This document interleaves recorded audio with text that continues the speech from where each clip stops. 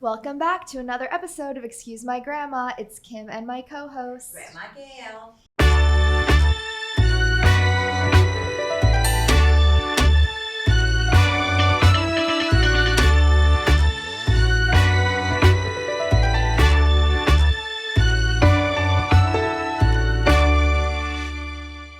And this week we're excited to welcome Danielle Brown from Healthy Girl Kitchen on social media.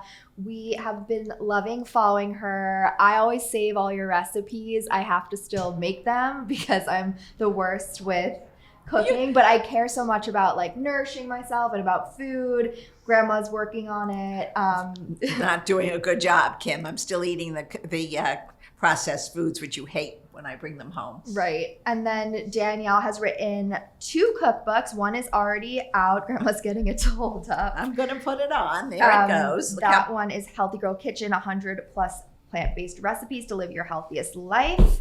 And her next book, Life-Changing Salads, is available for pre-order. That will be out in April of this year.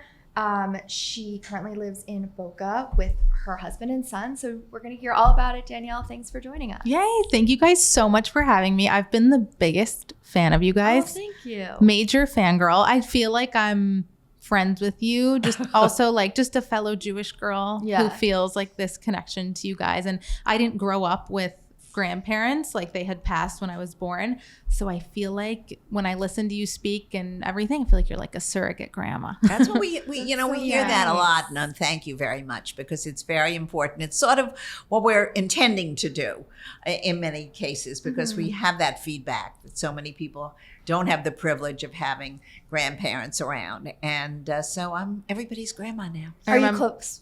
Oh, go ahead. Oh, no, I was just going to say, I remember watching you guys during COVID and it was more so, right, like you styling Kim. Right. Like that was like we're still original, doing it. We're still doing it, but less. I love just like the no filter, super honest. And like, you're like, Grandma, do you like this? You're like, no, so ugly. Yeah.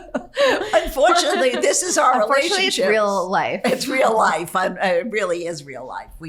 We have a difference in style, and we are sort of blending it more together now. But in the beginning, it was way off. Now we're sort of getting into a middle road, and we're seeing each other's. She wants to be a little more trendy than I would like her to be. But she's young. Dressed like you. But you that's mix what's in happening. The classics. Yeah. Yes. Yeah. Because we both are very small. See, and you're taller, so you don't have this issue. I'm 5'2". Oh, so we're all the same height. Yeah. Oh my God, 3 people with the same. That's really crazy in today's world. I have 5-inch heels on. And it's because it's very hard for, we talk about this often.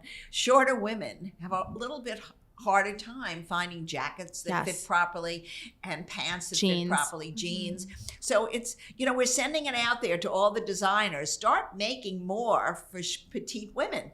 I know they have it in some of the bridge products that go in the stores that aren't the high end. But we like fashion. We want to be dressed, and I think more brands are doing it. They should. They do that, and they've done large sizes, which are good because people are not just like in the magazines. We have to be for all women, and so we're putting a shout out. Come on, give us some more stuff. You know how many jeans I have in my closet that need to be hemmed? Yeah. Where like I bought them and I'm like, you know what? They're amazing in the waist and the butt, but I need to get them hemmed and I'll do it. I have like 6 pairs just waiting to be hemmed. Here's the thing though, like, and this have come around to recently. I have a friend who's a stylist, Rachel, her thing's the Ray List. And she was saying it really limits yourself to only shop brands that are going to end up being the right length. Like it's better to buy something and then just tailor it. That's what I do. Yeah. But it's a pain. Yeah, but it's worth it if you get like a few things that you really like and fit you really well. And then you just tailor it. True. And I don't know. That's my new mindset on it. All right. Okay. So are you close with your family? Very close with my family. My parents are in Michigan, and my brother's really suffering in the cold this winter. They're really suffering. I luckily escaped the cold. Yeah. Where did you meet your husband? I'm just curious. Was he from here or out in Michigan? It's a good story. So I've known my husband since I was about 8 years old. Oh. He is first cousins with my best friends growing up. Oh, no way. Yes. So his family would always come to Michigan visiting from New York for the Jewish holidays. They'd come in for Passover, and I'd always be hanging at my best friend's house, and then he was there. I didn't notice him in that way. He's older, so I didn't really notice him in like a loving way like that or like a romantic way, but he always thought I was cute. So when he was in 9th grade and I was in 7th grade. Oh, it's a 2-year Oh, you're 2 years apart. It's only 2 years. I mean, I thought it was going to be 50. I know, but I didn't think that he would care about me, you know? Like if I was 10 and he was 12, I'm like, this guy doesn't care. Yeah, right. Exactly. But he always thought I was cute. And so when I was in 7th grade, he would text me and like tell me like he thought I was cute and that he was like excited to come in for Passover and like hang out with me. That's so funny. Isn't it funny you know him through all of like your awkward phases? Yeah. So every phase. Every phase. Yeah. So I've known him for a really long time. And one day I was supposed to go to a BBYO event, which for those of you who don't know is like a Jewish youth organization. And the BBYO event was canceled. And so I was bored in my room. And I was like, who should I text? And I decided to text. I'm like, I'm going to text Ari Brown, who's now my husband. And I texted him, and we've talked every day since. And that was when I was 15. Oh, wow. Oh, my gosh. So it's been a bit. And that's a good story. We've been together since I was 17. Right. So my only boyfriend ever. Yeah, wow. That's That's like like, was sort of similar to that. yeah, but that's like, you barely see that now. That's traditional. I think in it's a way. wonderful. Yeah, it's rare. It's wonderful. Yeah. So I knew from like 2 months after dating him, I knew I was going to marry him. Mm-hmm. I told all of my high school teachers, I'm like, you're going to be invited to my wedding, just see, because I wanted to follow him to college. He went to University of Maryland. I'm like, I'm going to follow him to school. They're like, never follow a boy to a school. I'm like, but this isn't just a boy. This is my future husband. Right. But every girl thinks that. You happen to have been right. But exactly. But I was like, I knew everyone was wrong. I was going to prove them wrong. And now we're married. Did you go to the university with him afterwards? No, I didn't. I wanted to, but it was out of state, and my parents were like, we would like to pay in-state tuition. I didn't. I was miserable in college, though. I think it was really hard for me to be in a long-term relationship in college without him, because if I went to a party, like all the boys would come up, try to dance with me or talk to me, and I'm like, I'd have to be like, I can't. And then all my girlfriends would go off and, go home with a guy, and I'd be left alone. So college that was is a the big hardest challenge. time, I'm sure. That was it was a tough 4 years to be without him. And we were long distance for 5 years. Oh my gosh. So we made it through 5 years not living in the same place. Yeah. I'm in long distance. Like, what's your tip? Oh my God. I feel like you always have to know the next time you're going to see each other. Yes. Always have a plan. You never want to be in different places and like not know when you're going to see each other, because it just feels a little hopeless and sad. Totally. You have to have something on the calendar. That saved us. You saw my calendar before we started recording. It's crazy. And we have scheduled time. So I totally agree with you. Have scheduled time. So then once he graduated from college, you were still in college. So how long after college did you get married? So I told him, we had never lived in the same place. So I said, so it's hard. He wanted to propose to me right after I graduated college. Right. Even when I was in college, I said, I don't want to be engaged while I'm in college. Let me finish school. Right.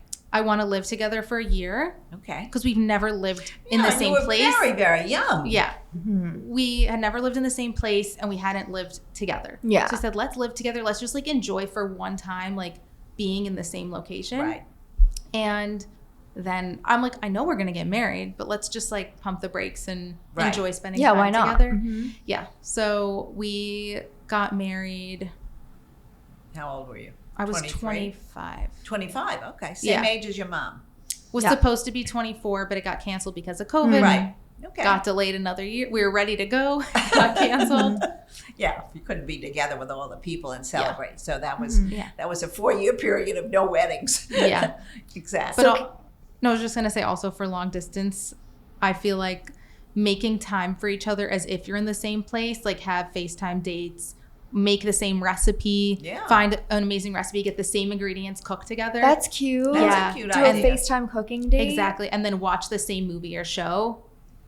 You already do that. No, well, I agree with all this, and it's definitely, we haven't done the cooking thing. I think that's cute. It's super fun. We'll sometimes watch the same movie or something, like while on FaceTime or text about it. Where is he? In LA. He's in LA. Oh, that's far. Yeah, it's far, but he's here a lot, so we've We figured it out so far.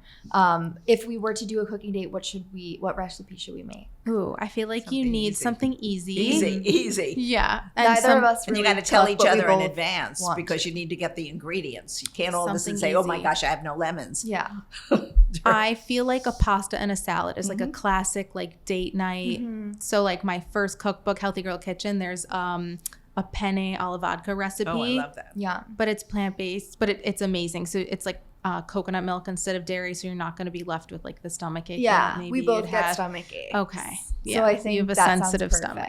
perfect. Yes. So like a penne alla vodka with maybe like a Caesar salad. Great. Healthy, like a kale Caesar salad. Love it. It's That's in the easy. cookbook. Yeah. Okay, I'm doing it. You're doing Keep that. me That to could be your this, first though. thing Yeah. to do.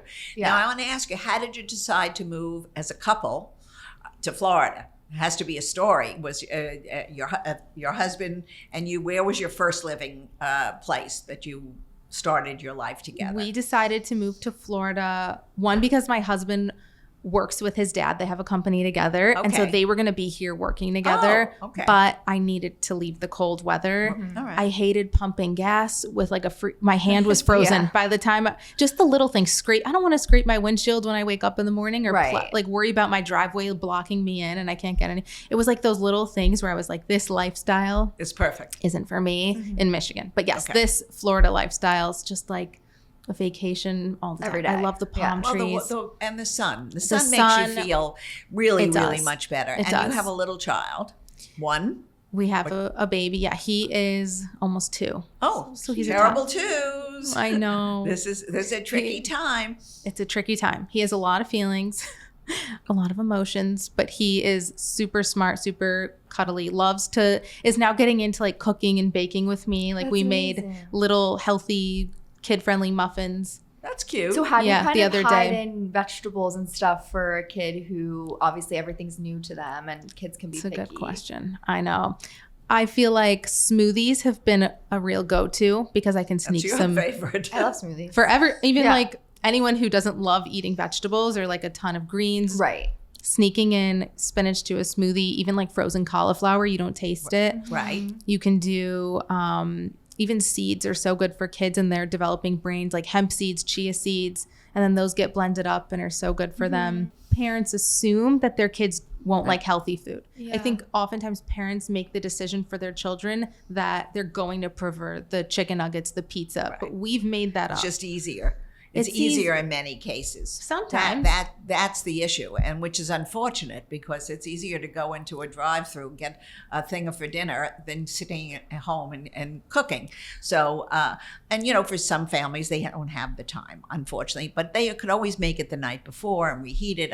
I'm for hoping sure. that your lifestyle books will teach young families how to really eat healthy because I do think it makes a difference in later in life. I mean, it makes your does. brain better, it makes you move better, all those things. And I think introducing healthy foods at a young age to Right. children is really important. Right. So They even get the just, habit.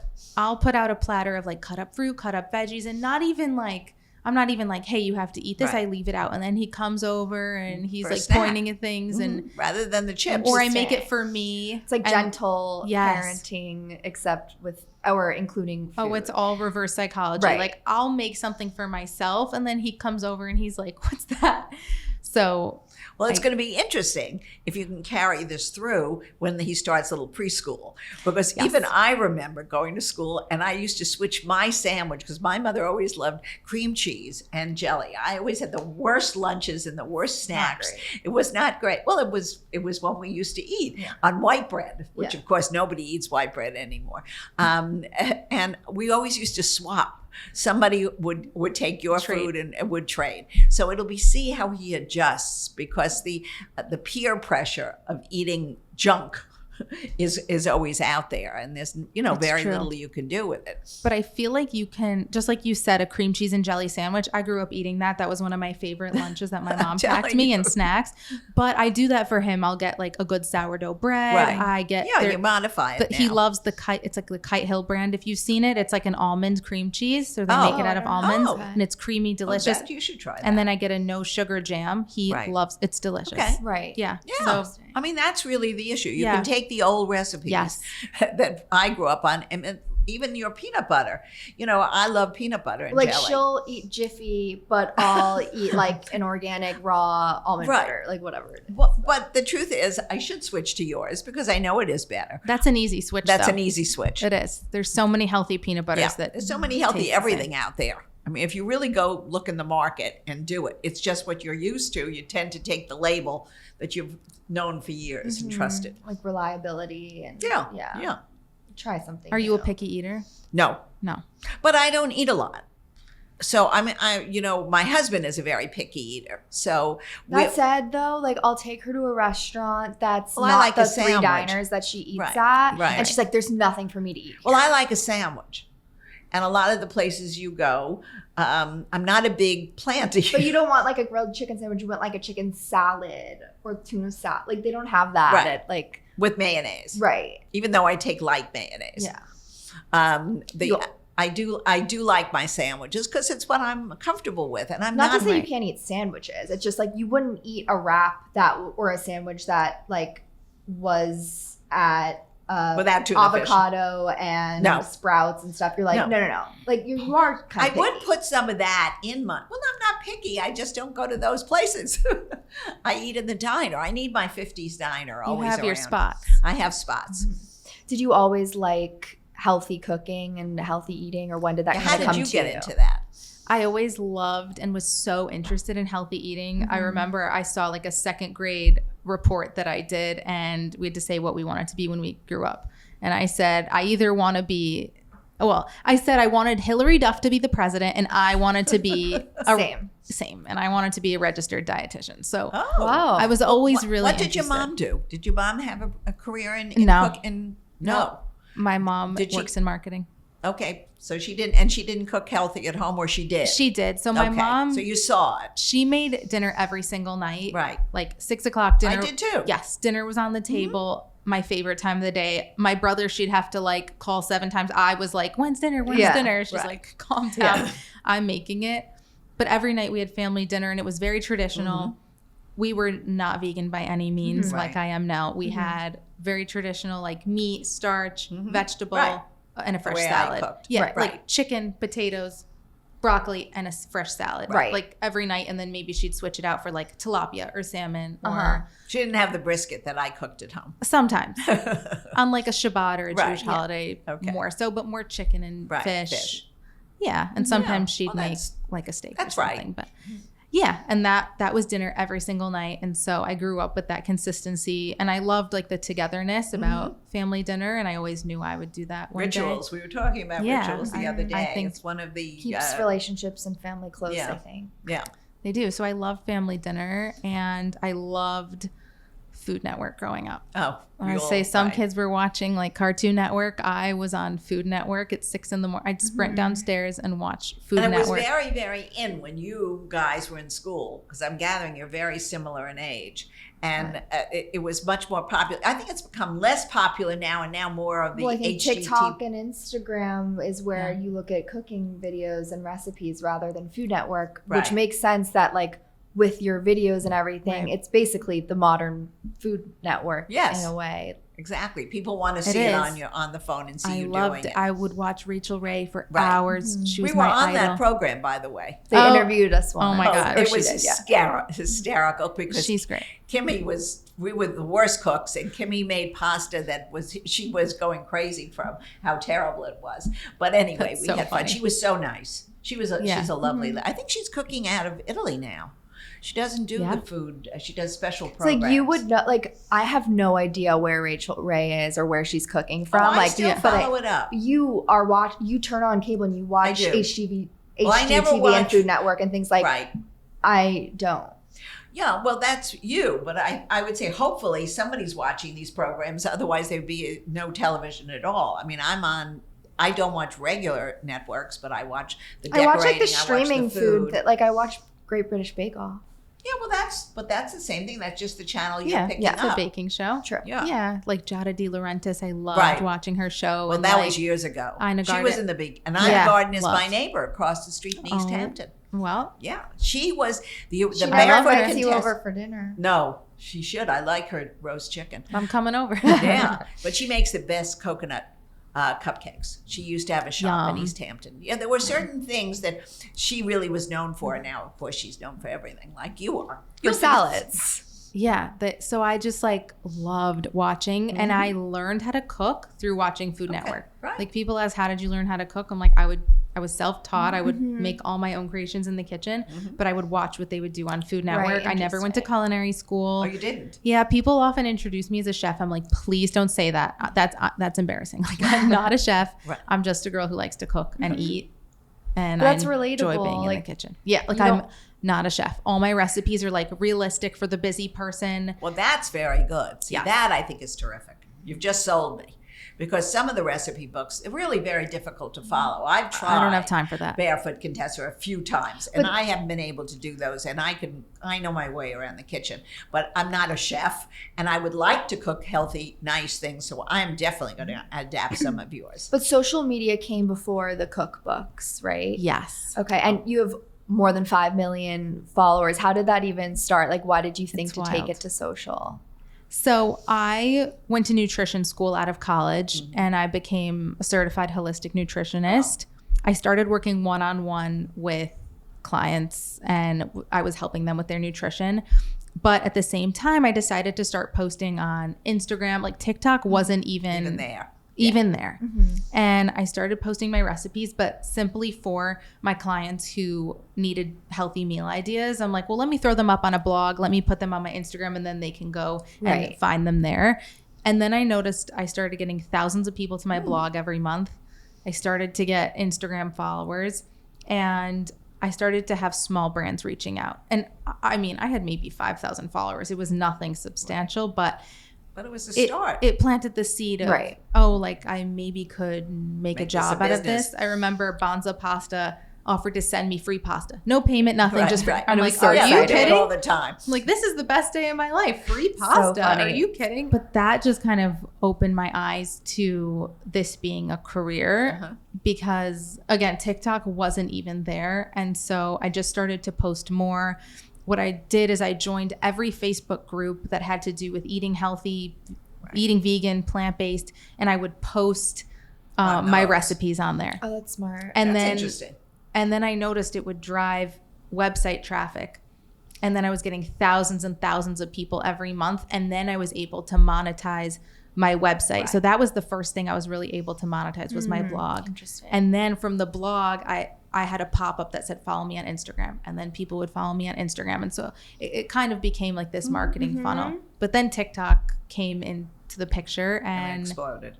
Yeah. And that was really a shift in how people consumed recipe content because take Instagram, we're only posting static images. Right. And you can only learn so much about how to cook something from a picture. Right. Where on TikTok, I saw this opportunity to show a 30-second tutorial of how someone can actually make something. And this changed the game. Yeah. And I mean, before I knew it, had like 1 million followers on TikTok. And I was like, I'm posting like simple, easy recipes, but people, I guess, really needed them. They need them. Wanted them. And this was also the beginning of COVID where people were home doing nothing. And it was like a great time to learn how to cook. And restaurants weren't open. So people had no choice but to cook as well. It's all about COVID. It's all about COVID. It really is. Yeah, so many jobs were lot created. Of jobs. So many were lost, but so many new kinds of jobs came out of it. For sure. It was definitely a blessing and a curse. And so then I would take those TikToks and I would then, once Reels came into play, would put them on Reels as well. And then my Instagram grew and I stopped taking private clients. And I was like, I can help millions of people at a time now, not just one-on-one. Right. And just started like transforming women's lives. Like people message me, hey, like I've been struggling to get pregnant for years and now making your recipes, like I feel healthy and I was able to get pregnant. Or that's wonderful. They're like, my skin has been horrible. I have horrible acne and now I make your recipes and eat plant-based and use all of your cookbook recipes and my skin's cleared up. And just all these stories every day from women whose lives are transformed from nourishing themselves and making plants the center of their plate. I think men too. I men think too. We absolutely men too. They do. We'll listen. We'll do these recipes and benefit. Like 95% of my following's women, I was gonna ask. but they cook for their partners and their husbands and everything. So then they end it's up all related. They end up reaping the benefits of the cooking. But Do you know age-wise, like your audience demographic? I'd say it's really a range. Like I have people come up to me in person who recognize me who are 20 and then 60. Right. And you guys probably get the same thing. Is like you have this range because it applies to everyone. Exactly. Yeah. When it, like the shift from taking private clients, I feel like can be harder for people to know, like personalize what works for them to be eating. So I'm curious, obviously everything you're posting is nutritious. Nothing's going to be like harmful unless you have an allergy or something. But how do you know like what works best for your gut or the things that like you should be consuming? So I'll talk about my books because this is really where like the books are helpful. So everything in my book is gluten-free optional. So if you know that you do best when you eat gluten-free, every recipe is adaptable to be gluten-free. So if there's a pasta, use gluten-free pasta. If there's a toast, use a gluten-free toast. If I say to use some kind of grain that's not gluten-free, just sub it with like a quinoa or rice, and I'll mention that in the book. So everything's adaptable to each person. And then every recipe indicates whether it's like soy-free or nut-free. And I think it's important too to kind of keep track of what makes you feel your best. Like if you're having any kind of stomach issues, whether it's bloating or maybe you're not going to the bathroom regularly, maybe after eating you feel like you said, you know, maybe dairy upsets your stomach. I feel like everything does. So I have to figure that out. I would say also anyone who feels like their stomach's always upset, seek out a functional medicine doctor. Not enough people go to functional medicine. How do you find doctors? I would say you can look it up like in your area. Or you can ask, I don't know. What does that mean? I've never heard of that. So functional medicine doctors will take a more holistic approach to your wellness. Okay. So let's say you get your blood work back from your normal primary care doctor. Right. They'll look at it. They'll be like, all right, well, your cholesterol's high. Here's a medication for that. And let's move on. Right. I know my mom was really frustrated after she got blood work back from her doctor because they're like, okay, your cholesterol's high. Here's a medication. She's like, well, I don't want to take medication. I want to get rid of my high cholesterol. Yeah. They're like, well, exercise more. That's all they said to her. And she's like, well, that's not too helpful. They don't, So she sought out these. So she started to go to a functional medicine practitioner, and she was able to look at my mom's hormones. She assessed her stress levels. She looked at her sleep. She looked at what her day-to-day was like. And, you know, she looked at her diet and was able to really create like a holistic approach to lowering her cholesterol and triglycerides. Those are actual doctors. They're not, are they? I mean, so some are MDs, some are not. Right. So a lot, you can see one in addition to your primary care doctor, or in addition to like your gynecologist. Right. So yeah, I feel like our generation is really interested in like finding out more information about themselves and their bodies, and we're all interested in like longevity and living healthy and longer, but it's something like I feel like your friends aren't going to functional medicine doctors. No, they'll take the medicine. Right. I take the cholesterol medicine, and I never had an issue with weight, so it has nothing to do with weight. But that's one example. Like there's a million. No, of course, but I mean, what I'm saying is, I think that our generations tend to listen to the doctor and take it, and we didn't even think about all these things with diet. I think a lot of the diet has come about the last 15 years. I mean, nobody even knew about all these allergies before. Things like celiac and stuff like that. Somebody would say, oh, he's got a bad stomach ache. You know, I mean, we really weren't aware of it. So now that we have the information, going to diets like you're doing in your books. Like what are the benefits of a plant-based diet for those who might not know? So we'll start with my mom. She decided to heal herself naturally. She's like, her cholesterol wasn't too high where it was dangerous. She was like, you could get a stroke. Let me try these healthier methods first, give it a couple months, and then reevaluate and see if I really need to take meds. So she went fully plant-based, no meat, no eggs. No fish. No, and it can sound intimidating, right? Like you love your tuna with mayonnaise and on white bread. On white bread with your deli sandwiches. And but she went fully plant-based using all my recipes because I already had them for her. Because I think it's a big shift when you're used to even just making an omelet in the morning is so simple, or having your protein for dinner as a fish or a chicken. And she replaced it with tofu, lentils, beans. So instead of like chicken fried rice, you do tofu fried rice. And instead of steak tacos, it was bean tacos. And just those small shifts with like the regular meals that you love, but just those tiny changes really made a difference. So her cholesterol went back to normal. Oh, that's wonderful. Her triglycerides were through the roof, came back to normal, and she feels great. I'm curious with that, because do the doctors approve of that on a long-term basis? Because there are a lot of issues that you do need some protein, especially for bones. And you're definitely still getting protein with the tofu, but yes, some people saying you should have red meat at least once a month, or there's certain things now they're coming out. I mean, so things change, and I'm wondering, such severe change works, but in the long term, is that all right? I don't know. So I say anyone who wants to eat, even just eating healthy in general, whether you eat meat or you don't, you have to have a well-planned diet, right? Because you could not be plant-based, but also be eating McDonald's 3 times a day. Well, that's awful. So whatever you're doing, your diet needs to be well-planned, whether it includes animal products or not. So if you do want to be vegan or plant-based and you want to do that long-term, you have to decide that you're going to do it in a well-planned way, because you can be a junk food vegan, as I like to say. Oreos are vegan.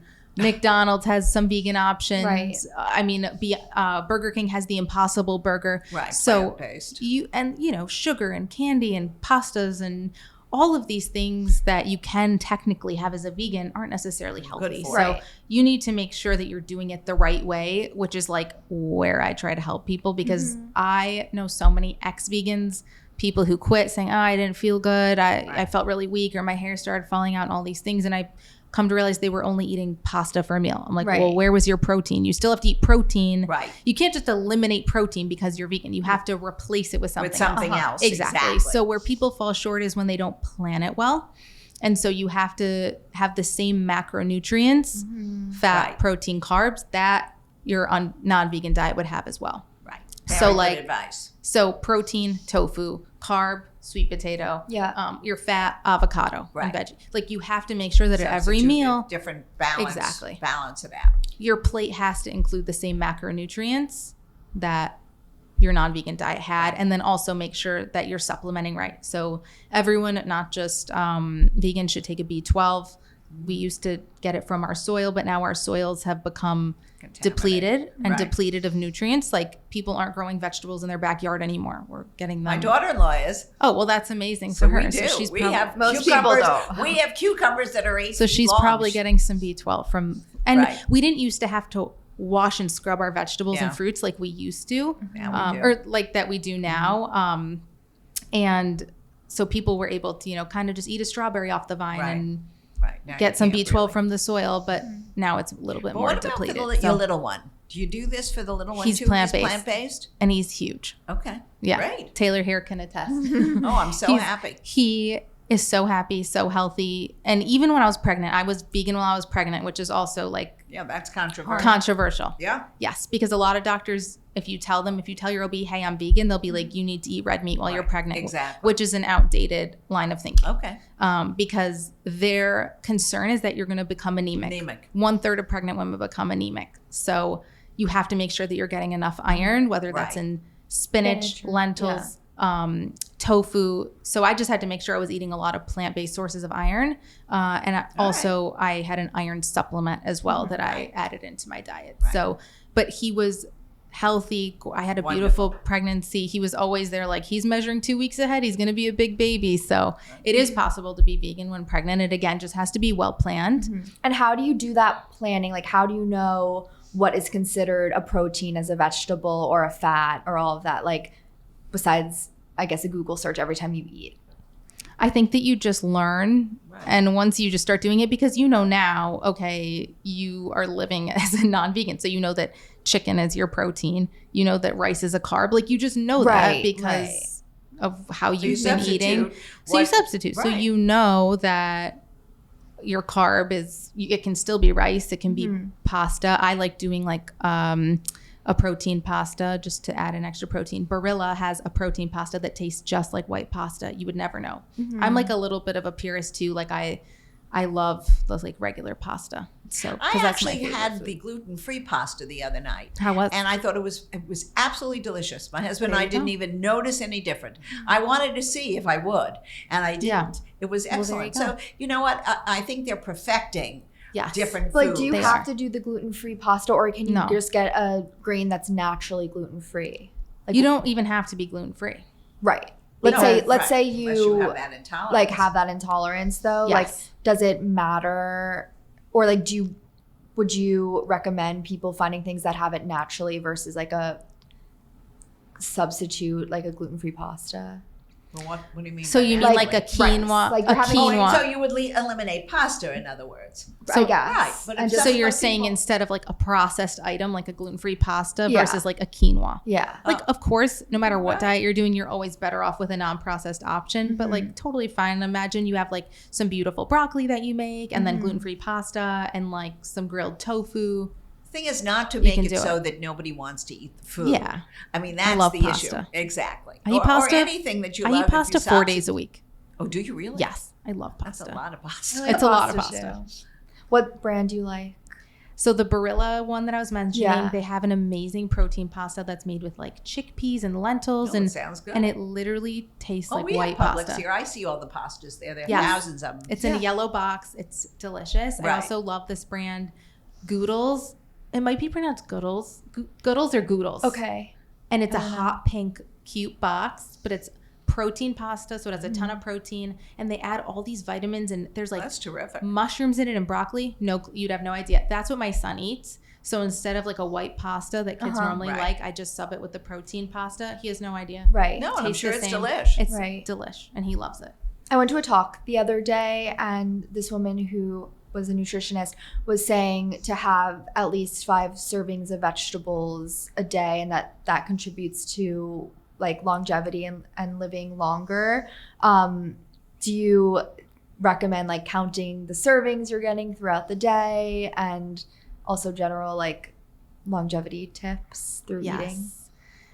It can seem daunting to hear 5 servings of vegetables, and then you go back and recount your day and you're like, do I even have 2 servings of vegetables? I mean, 5 seems like a lot, but it can be as simple as, again, like we were talking about, adding spinach to a smoothie. That's one. Right. Your lunch, maybe you have a salad as your base with protein on top and do like bell pepper, tomato, cucumber. Right. And then your dinner, maybe you add a broccoli. Right. Like there. I think breaking it up over the course of the day instead of like getting to dinner and being like, I didn't have my 5 servings of vegetables. I think that's a little strict. And trying to squeeze them in. Right. I know for me, once I became plant-based and once I started including more vegetables, I felt so much more clear. Okay. Like I used to have really bad heartburn. I used to be super fatigued. This is when I was like 17, 18 years old. And I was having symptoms of it as if I was older. And I felt so tired. I had to nap 3 hours a day. Oh my gosh. So freshman year of relate. College, I would go to class. I would sleep then for 3 hours. Yeah. Because I was so fatigued. The food I was eating wasn't healthy for me. I was barely eating any fruits and vegetables. And I went to Michigan State University, and they're like known for their dining halls. Picture like a mall food court on steroids. Right. Ice cream on every corner. Make your own pasta bar. Make your own pizza bar. Right. Make your own omelet stations. Like they had everything, and it was so fun. I didn't have my parents there. I was unsupervised. I could make have whatever I wanted. But I was eating a lot of dairy, very little vegetables. It didn't agree with you. It didn't agree with me. Okay. And I was eating super unhealthy. Like in the morning, I had a bagel and cream cheese, which sounds normal, but there's no nutrients. We're eating white bread and dairy. Like that isn't giving me anything in the morning. Lunch, I'd maybe grab like a Caesar salad, which again, like romaine lettuce isn't giving me much. But I really was feeling so sick from not having enough plants and too much dairy. Like dinner, I'd have a big plate of like Alfredo pasta. After dinner, I like your dinner. Yeah, this is me good. too. I used to like this dinner. But it's no good. It destroyed your stomach. They had soft serve machines on every corner in this dining hall. So twice a day, lunch, dinner, I'd get a cone, and then I'd be so sick at the end of the day. And I was like, I really need to make a change because I don't like this path I'm going down. So I decided to go plant-based in my dorm with no money and no car, no kitchen. I had a mini fridge and a microwave. Right. but I decided to go for it, and I was like microwaving sweet potatoes in my dorm room. I would get those microwave quinoa and brown rice packets, and I would microwave that. The dining hall, I like finally noticed the salad bar, and I would make they had unlimited salad. You changed the way you were eating. Mm-hmm. And it was like 4 months of eating plant-based when I really noticed a change. I think some people will eat healthy for 3 days and be like, well, I didn't lose any weight and I don't feel any different. You didn't do this for weight. You did this for... I didn't, but I lost 20 pounds. Oh, wow. Gosh. Yeah. And I wasn't trying to lose weight. Keep that in mind. And I was eating in abundance. Like I was full. I was eating whatever I wanted in the plant-based world. So maybe I'd go up to the salad bar 3 times and fill up my plate with all different kinds of beans and fruit and greens and seeds. And then I'd go to the pasta bar, and I had requested from my dining hall that they start to buy whole wheat pasta. And so they started carrying it because of me. Good for you.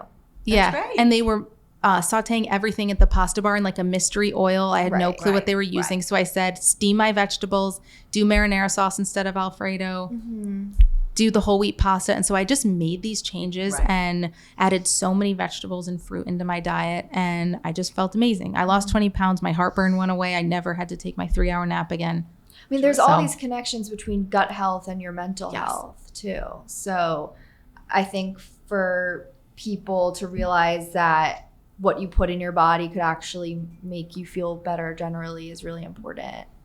And when it comes to the cooking methods, what would you tell people to cook with now? Like olive oil or avocado oil? Yeah. Or you can look on an olive oil bottle, and it'll a lot of the times tell you whether it's meant for cooking or not cooking. Like, have you seen like the extra virgin olive oil versus, or because sometimes you can't put certain olive oils in a hot pan. Like drizzle versus sizzle. Have you seen those? Yeah. So like there's some that are meant to not be heated, and then some that can tolerate being heated up, because they can become toxic at too high of a heat. Exactly. Oh, wow. Okay. So, but don't overthink it. Just like an organic extra virgin olive oil. Perfect. Make sure it comes in like a glass dark container. Right. So you don't use butter. No. That's dairy. Right? I don't. Just olive oil. You don't use substitutes naturally, because even I can't. If I need to in like a baking, let's say I'm making like cookies for people and I get like a vegan butter, sure. But at home, like olive oil and avocado oil do the trick. Yeah. Okay. Good to know. So let's play this game. Should we bring it back? This week we're going to make it sort of food related. So these are things from when Grandma was our age, and we'll decide whether we want to bring them back or just leave it in the past. None of you want to bring them back, but go ahead. So onion dip was a popular thing. It was sour cream and Lipton's instant onions. Right, and you would just mix it all together. Even I'm not bringing that back, but it was delicious. So should we bring that back? That sounds gross to me. Yeah. It wasn't gross. Me. It wasn't gross. It was quite delicious with a glass of wine. We made it in a video like last year. We did. And I loved it. And we added some crab in it. I still like it. Oh my God. If you didn't like it, it's not for you. What about deviled eggs? I feel like they're a classic, although not vegan. I feel like if you are not a vegan, they're like great to bring to a party. I have a recipe actually for deviled potatoes, where you have like little Yukon Gold potatoes. Right. You scoop out the middle, you whip it with everything you would for a deviled egg, like the mustard and the paprika and everything. Right. And you swirl it back into the potato, and it's delicious. Yeah. That sounds very good. Yeah, so I'll bring them. I'll bring those back. Bring that back. What about meatloaf? It's not for me. I don't even want that, because my mom isn't here anymore, and anybody else's meatloaf I never liked. It's nostalgic. For some reason, no, hers tasted better. I don't know what she put in. She probably put something terrible, like chicken fat or something in the meatloaf. It was never my thing. No, it's not my thing anymore either. Okay. What about chocolate soda? Never had. 2 cent plain was the old Jewish drink, and it's nothing bad. It's an egg cream. It's a little milk, salsa, and chocolate sauce. So that's certainly vegan. I don't think no, there's it's anything. not. Oh, milk? You can't have milk. Well, you could put almond milk in it or something like that. I don't think you should throw that away. Somebody will make a good drink out of that. And make it healthy. Okay, so maybe we'll bring up back a variation. Yeah, with a variation. Okay. Let's do a lightning round of Ask Grandma Anything. Our listeners wrote in some questions.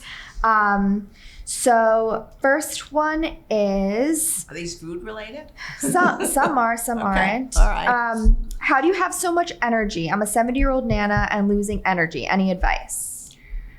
I have no advice. Everybody's body is very, very different. And nobody's going to follow my diet anymore, so it doesn't matter. I just think... Yours doesn't come from diet maybe, but you're getting it from... where is your energy coming from? My energy is just coming from enjoying life. I mean, that you just have, and if you get tired with the grandchildren, which, when you get over a certain age, it's hard to get on the floor. I don't think when I had my fourth grandchild, I couldn't get on the floor and play. And there's nothing terrible about that. You know what? Sit on a chair and then the child will come to you or whatever. I don't think you should get discouraged. Maybe have a little bit of a rest in between playing with the children. It's just part of aging. Danielle, any thoughts? I do. I feel like there's so much you can do. To me, 70 is young. Oh, I'm glad you're saying that. I do. I think there's so much more life left to live at 70. Mm-hmm. I think now we have the opportunity with so much information that we have of how to feel better, live longer. Like I would make sure to be eating a lot of anti-inflammatory foods. That's a good So idea. like sweet potatoes, amazing. Mm-hmm. Lentil, like you could do a great lentil soup for lunch. Like that's incredible for your bones and for different vitamins and plant protein. Even taking anti-inflammatory supplements like a turmeric supplement would be amazing for energy. And just making sure you're fueling yourself. I think when you get older, and especially with women's hormones after menopause, you start to have a decrease in appetite. Right. Correct. And that can also lead to like a malnutrition. So to make sure that even if you're forcing yourself to have an extra snack during the day, and I think a great way to do that is like a smoothie. You make a smoothie, add like a protein powder. You could do like a sweet potato even for a snack. I love doing that. That's a good one. Even just like a healthy cracker with hummus, great extra snack. Yeah. So a little extra snack, a turmeric supplement, fresh air. And now turmeric everybody's using to lose weight. That's become a big thing on the I internet. don't know if that's to lose weight though. Yeah, I haven't seen that. I haven't seen that either. Oh, turmeric, baking soda, and ginger in coffee. That's the big thing now. What do you mean? How do you know that? Because I see it on my feed every day. Baking soda and coffee. Baking sounds soda, terrible. coffee, turmeric, and cinnamon. You'll have to try on your next podcast. You have to try that. Yeah, do a taste I test. think it's a They're health losing hazard. 40 pounds a No, month. you're buying into whatever that is. Okay, next question is, what are some qualities to look for in a best girlfriend? Qualities. I think when you develop a friendship, it's more about a long-standing friendship, not just somebody you casually have lunch with and then they disappear, but somebody who's been in your life for many, many years. It's about loyalty, giving, caring for each other, and not expecting anything in return. It's a mutual caring would be my word. And it happens, but it's very rare. I think also like without overthinking someone's qualities, Right. Like the actual chemistry you have as friends, like do you have fun with them? Right. Do like you have interesting conversations? Those kind of things. But a best friend probably is that I don't confiding. I don't even know if it's interesting conversations. It becomes over experiences together over long term. Because you don't always agree, let's say, on who you're dating or what you're eating or what show you like.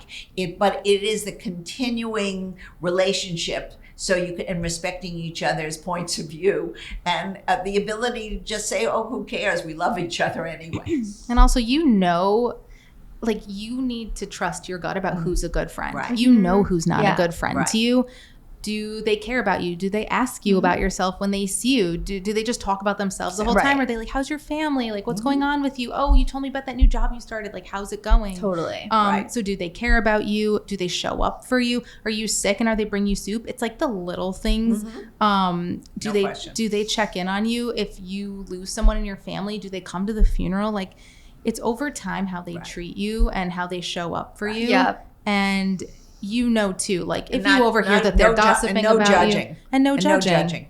Yeah. And that they are honest with you and also someone who always includes you no matter what. Like, I feel like there are so many times girls that, oh, like I was excluded from this hangout. Like, you don't want to be friends with that girl. Right. Like, be with someone who always wants to include you in everything. Correct. Right. Totally. Good advice. I think there's some friendships which I never understand where like they say, oh, I'm having dinner with this other girl this night. Can we do a different night? And it's like, why not all combine and go out together? And like, I think you notice those kind of things with friends for sure. 100%. Okay, last one. I still love my ex-boyfriend of almost 5 years. How do I move on? Oh my gosh. I think I've answered this question before. First of all, there's something wrong with the person to be in love with somebody for 5 years and still in that same position. You know, Maybe you not. never forget a first love. This could be 60 years later or 70 years later, but you can't be frozen in time with this person. Love has to be reciprocal. You have to have both people in it. And if it's only on one side, this is not love. This is like almost Obsession of some sort, which like in a non-judgmental way, sometimes you get into that mindset and it's really hard to get out of. And like that's working on yourself and figuring out. Somebody giving you hard, tough love and saying enough is enough. Well, I think that's your way of doing it, but I think like having like you actually seeing it for yourself is what's going to change it. Sometimes of like, it does. I want someone who loves me back and wants to be with me is what I think like kind of changes that thought process. She's sitting in this relationship for 5 years. I feel like this girl needs some tangible tips. Exactly. You know, I feel like if you're still following him on social, That's block correct. him. You don't want to see his stuff. Delete his number. Don't watch his Instagram story. You know how many girls watch their ex's Instagram stories and they're watching him with another girl or seeing what he's doing? Yeah. And that's not healthy. Like you don't want to see them with someone else. You need to not look at them on stories, on Snapchat. Like you don't want to see their day to day so that they need to be out of sight, out of mind so that you can move on. For sure. And you need to put yourself out there. Like it sounds like she hasn't even really been we don't have enough background, but I totally agree in that like definitely be open to connections with other people and like be going on dates because otherwise you're always going to think, well, if I want to experience love, it's with that person, right? Which just isn't. But that person seems to be out of the picture, so she better really move on. And you have to know you broke up for a reason, right? And don't forget that things are ended for a reason. Right. And he hasn't reached back out. It's been 5 years, so you deserve better. Yes, right. Exactly. That's the best answer. You deserve better. Danielle, any questions for Grandma Gail? Oh my God, no. I don't think so. My question is, I want to read. But Grandma, I asked a question. I don't want her to talk to me about a thing. I want to know. My question, her question better to me is, what did you eat? And I'd like to eat this stuff that she's making now. This is going to be my thing tonight. I'm looking at this. Okay, well, my question to you is like, give me your top 3 favorite foods, and we'll talk about how we can make them healthier. I think that'll be good. That's a good. That's a good one. Okay. All right. My favorite food would be pizza. Okay. That's my favorite. My second favorite would probably be ribs. Okay. My third favorite would be, I actually like pasta, so that's 2 pastas. I like lamb chops too. So I'm a meat eater. Okay. So I like a lot of meat. So I would say for you, I want to meet you where you're at. You know, I can't expect you to be vegan. I don't think you'll ever be vegan because you are set in your ways and you like what you like and you have your meals that are your go-tos. So I would say if you're having meat, make sure to crowd your plate with vegetables. Right, which I do. And things that are super healthy for you. Right. So if you're having like a lamb, have some things that are great in nutrients like a quinoa or have you had black rice? Yes. No, I like black rice is amazing brown for you. rice. I've never had black rice. Black rice is really good. Really? Yeah. And it's I called love forbidden rice. I could eat sweet potatoes every night, so I could is sweet I'm potatoes gonna all order right? you black Quinoa. rice. There's a really good place in West Palm that has. Okay. Ooh. I'll try it. Some black rice. It's try it's really good. But okay. like a quinoa. So that's with my meat. I don't like quinoa. Okay. So no really quinoa. Quinoa. I don't really like it. To me, it doesn't taste like anything. So whatever. Maybe. Purple sweet potato. Okay. Have you tried Japanese sweet potato? Like there's so many things to try. All right.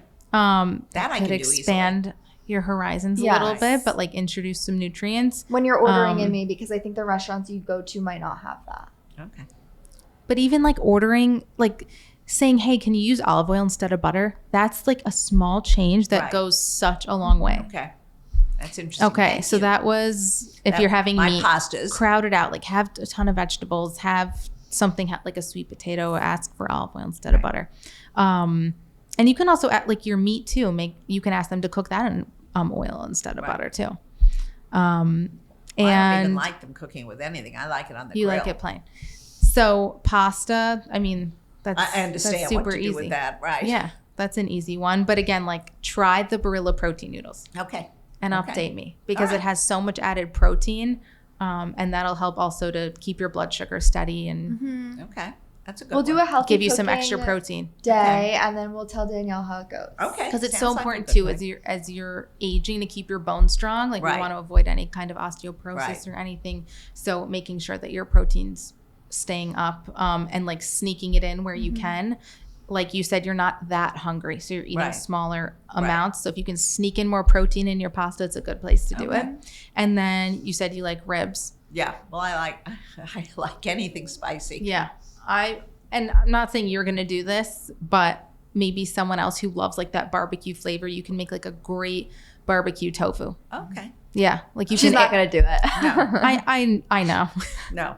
But someone who does, But like for me, I love a barbecue flavor. So I'll make like a crispy tofu and then I'll put like roasted barbecue sauce. Exactly. And it's a really good alternative. But again, with something like ribs, like you can pair it with a salad or vegetable. Yeah. Like there is a way to balance it out. Right. Okay, let's do a very quick round of Grandma Gail's old-fashioned dating quiz.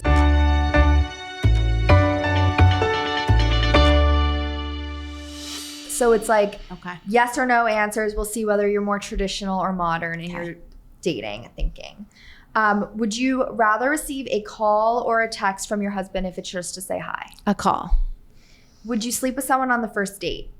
Well, she only had one lover, so. I know, but I can still answer. I think if I was like really feeling it, and like sorry to my husband right now, but yeah, I feel like you can't. I don't think I would be a girl who would have hard rules. Like I think maybe in general I wouldn't like necessarily like I'm very careful about safety, so I wouldn't necessarily want to go to someone's house the first time I met them. Yeah. So like those technicalities would get in the way, but if I really like fell in love, I don't know, really was like into someone, I wouldn't never say never. I wouldn't rule it out. Yeah. Dating apps or setups? Ooh, I think a setup. Would you move in together before getting engaged or wait until you're married or engaged? I did move in before we got engaged. Should one person pay for the date or should you split, alternate?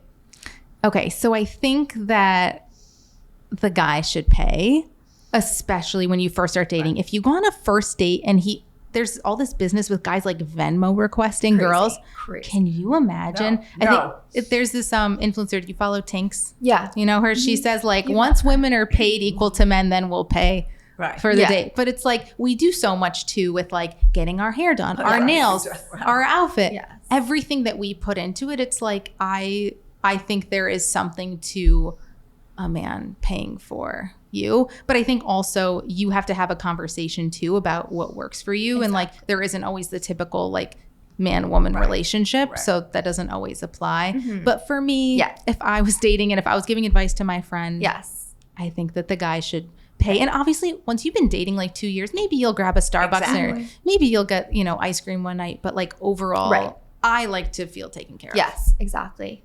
And then when it comes to social media, I can't remember if you've posted your husband, like, do you like keeping someone off or wait or can post them or like wait until you're serious enough to post them like a milestone? If I was dating now, I think I would wait till I was really serious with them. I'm not like an impulsive person. Even like I didn't announce my pregnancy till I was like 17 weeks pregnant. Like I'm like, let's just make sure this is a thing before we like blast him on social media. Yeah.